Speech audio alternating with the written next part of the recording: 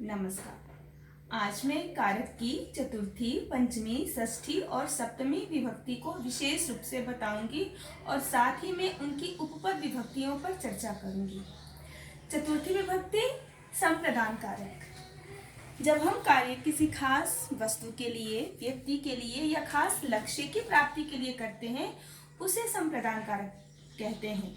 जैसे मैं बच्चों के लिए पुस्तक लाती हूँ। लाती किसके लिए हूँ? बच्चों के लिए। तो यहाँ बच्चे संप्रदान है, इसलिए बच्चों में चतुर्थी विभक्ति लगेगी। अहम बालकेभ्यः पुस्तकानि आनयामि। मैं बच्चों के लिए पुस्तक ला रही हूँ। बालकाः पठनाय विद्यालयं गच्छन्ति। बच्चे पढ़ने के लिए स्कूल जाते हैं। उनके स्कूल जाने का लक्ष्य क्या है? पढ़ना। अब अगर कोई किसी खास चीज के लिए प्रसिद्ध होता है ना, तो जिसके लिए प्रसिद्ध होता है उसमें चतुर्थी विभक्ति होती है।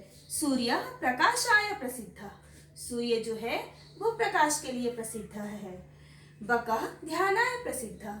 बक जो है, बगुला जो है वो ध्यान के लिए प्रसिद्ध है।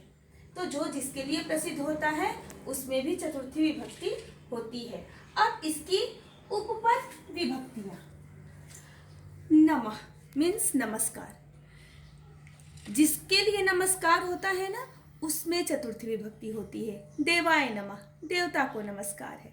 स्वाहा, जब यज्ञ में हम हवन करते हैं और हवन का जब हम अंश अग्नि में छोड़ते हैं तो छोड़ते हुए हम स्वाहा शब्द का उच्चारण करते हैं, और जिसके लिए हम स्वाहा शब्द का उच्चारण करते हैं वो हव्य पदार्थ जिसके लिए छोड़ते हैं उसमें चतुर्थी विभक्ति होती है। इंद्राय स्वाहा, यानी यह जो खाद्य पदार्थ है, जो हव्य पदार्थ है, वो इंद्र के लिए है। क्रुद्ध, क्रुद्ध क्रोध करना। हम जिस पर क्रोध करते हैं ना, उसमें चतुर्थी विभक्ति होती है। पिता पुत्राय क्रुध्यति। पिता पुत्र पर क्रोध करता है। स्प्रिय, अच्छा लगना, छूना। भ्रमराः पुष्पेभ्यः स्पृहन्ति। भंवरों को फूल अच्छा लगता है, प्यारा लगता है। यच, देना। जिसको देते हैं उसमें चतुर्थी विभक्ति होती है। सह भिक्षुकाय धनम यच्छति। वह भिक्षुक को धन देता है, लेकिन यह देना अगर ये दान देने जैसा है, जिसको दे दिया उससे वापस नहीं लेते हैं। अगर हम धोबी को कपड़े देंगे उसमें चतुर्थी विभक्ति नहीं लगेगी और उसमें दा धातु आएगा। अलम मीन्स काफी है। कृष्ण कंसाय अलम, यानी कृष्ण कंसाय अलम, कंस के लिए कृष्ण ही काफी है। रुच, रुच यानी भी अच्छा लगना। जब हमें कोई पदार्थ, कोई वस्तु अच्छी लगती है ना, खाने में अच्छी लगती है, उसमें रुच धातु आता है। मह्यम दुग्धम रोचते, मुझे दूध अच्छा लगता है। अब पंचमी विभक्ति यानी अपादान कारक, इसका चिन्ह होता है से, पर यहाँ जुदाई होती है, अलगाव होता है। एक वस्तु का दूसरे वस्तु या व्यक्ति से अलगाव होता है, या एक व्यक्ति या वस्तु किसी स्थान से अलग होता है, उसमें पंचमी विभक्ति होती है। वृक्षात् पत्राणि पतन्ति।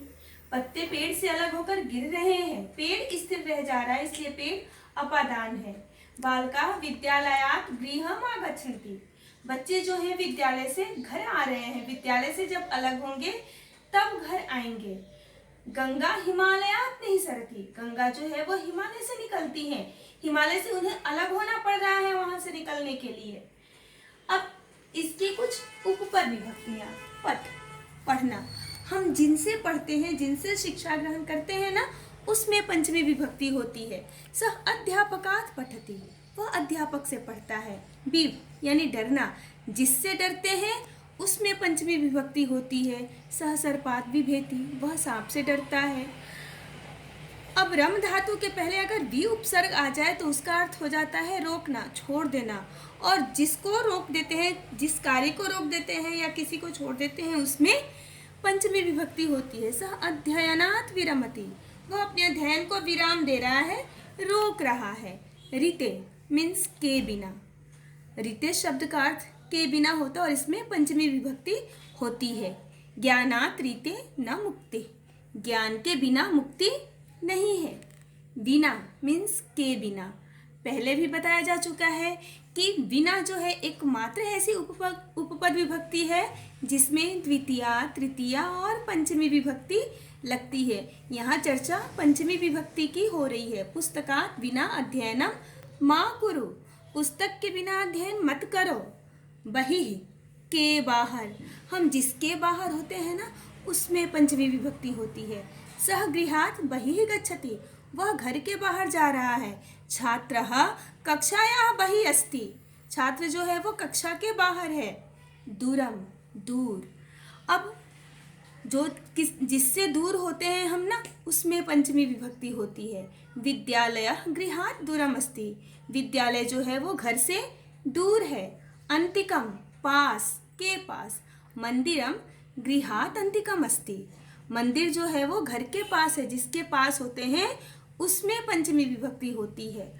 अब कंपेयर करने में, तुलना करने में यहाँ पंचमी विभक्ति होती है। जननी जन्मभूमिश्च स्वर्गादपि गरीयसी, जननी यानी माता और जन्मभूमि यानी जहाँ हमारा जन्म होता है वो स्थान, ये दोनों जो हैं स्वर्ग से भी बड़े बताए गए हैं। इनकी तुलना स्वर्ग से की जाती है तो ये स्वर्ग से उच्च श्रेणी में, उच्चतर श्रेणी में आते हैं, इसलिए वहाँ स्वर्ग में पंचमी विभक्ति होती है। अब षष्ठी विभक्ति मीन्स संबंध कारक, चिन्ह काके की रारेरी, यानी एक दूसरे के संबंध को बताना। किसी व्यक्ति या वस्तु का संबंध किसी एक वस्तु या व्यक्ति का संबंध किसी दूसरे व्यक्ति या वस्तु से बताना। जैसे मेरा कलम, मम लेखनी, मेरी पुस्तक, मम पुस्तकम। अब इसकी कुछ उपपद विभक्तियां हैं। ऊपरी, ऊपरी, के ऊपर। वृक्षस्य उपरि खगाः सन्ति, पेड़ के ऊपर पक्षी हैं। जिसके ऊपर होता है ना उसमें पंचमी विभक्ति होती है। स्मृ यानी याद करना, हम जिसको याद करते हैं उसमें पंचमी विभक्ति होती है। सः पितुः स्मरति, श्रेष्ठता के अर्थ में, यानी यहाँ सुपरलेटिव डिग्री आ जाती है, यानी बहुत एक समूह में किसी खास को हम जब श्रेष्ठ बताते हैं ना तो उस समूह में या तो षष्ठी विभक्ति होगी या सप्तमी विभक्ति होगी। कवि नाम कालिदासः श्रेष्ठतमः अस्ति, कवियों में कालिदास श्रेष्ठ हैं, या कविषु कालिदासः श्रेष्ठतमः अस्ति, कवियों में कालिदास श्रेष्ठ है। मीनिंग एक ही होता है। हम तुलना करने में जब हम सुपरलेटिव डिग्री बताते हैं तो उसमें या तो षष्ठी विभक्ति, जिस समूह में किसी खास को हम उच्चतम बता रहे हैं ना उस समूह में या तो षष्ठी विभक्ति होगी या सप्तमी विभक्ति होगी। कवियों में कालिदास श्रेष्ठ है, यहाँ कालिदास को श्रेष्ठ पूरे कवि समाज में, कवि के समूह में बताया जा रहा है, इसलिए कवि नाम कालिदासः श्रेष्ठतमः अस्ति या कविषु कालिदासः श्रेष्ठतमः अस्ति। अब सप्तमी विभक्ति, अधिकरण कारक। आधारो अधिकरणम, यानी आधार को ही अधिकरण कहा गया है। वस्तु, व्यक्ति या क्रिया के होने का आधार। पेड़ पर पक्षी है, वृक्षे खगाः सन्ति। ग्लास में पानी है, पानी के होने का आधार क्या है? ग्लास।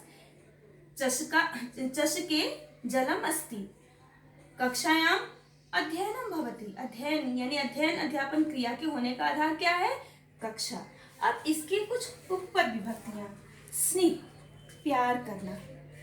अब जिसको हम प्यार करते हैं ना उसमें सप्तमी विभक्ति होती है। माता पुत्रे स्नेहयति, माता पुत्र को प्यार कर रही है, अपना स्नेह पुत्र पर रखती है, ऐसा अर्थ होता है। माता का स्नेह अपने पुत्र पर है। विश्वास करने के अर्थ में, हम जिस पर विश्वास करते हैं उसमें सप्तमी विभक्ति होती है। पिता पुत्रे विश्वसिति, पिता पुत्र पर विश्वास करता है। भक्ता ईश्वरे विश्वसिन्ति, भक्त जो हैं वो ईश्वर पर विश्वास करते हैं। तो ये कारक की हो गई सातों विभक्तियाँ और कुछ उपपद विभक्तियाँ। धन्यवाद।